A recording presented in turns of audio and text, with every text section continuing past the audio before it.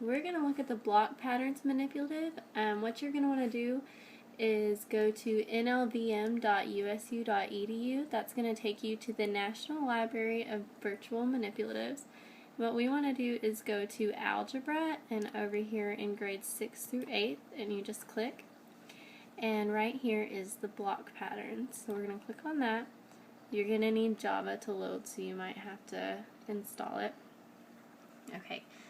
Basically what this is giving the students patterns that they can use to create a table and then translate that into a graph and then decide the linear function based on the points that they have from the table. So it says, for the sequence of figures shown, the x value is the number of triangles and the y value is the perimeter.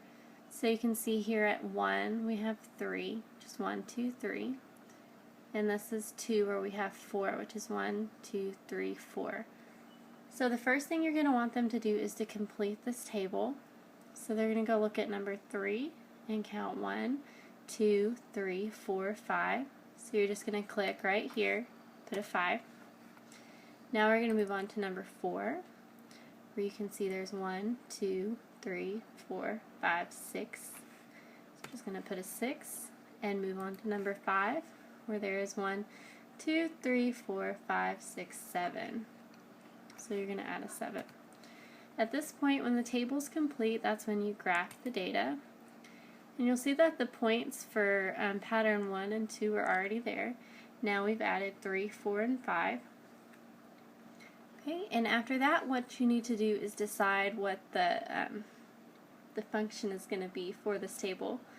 They could either, look at their graph and do rise over run, but what I'm going to do is say that right here at number 1, we know we're at 3, so at 0, because we are increasing by 1, at 0 we know we're going to be at 2, so our b is going to be 2. And then as I just said, each time the pattern is just increasing by 1, so that's going to make our slope just 1. So our function is going to be y, or f over x, equals x plus 2. Now they're going to graph the function, and what they need to see is that it passes through all of the points correctly, which it does. And so that's what they would do to figure out the function and make sure they're doing it right. And what's really cool about this is you can add more shapes. So maybe if you wanted to ask them to create the next, what the pattern would be like, you could do something like that.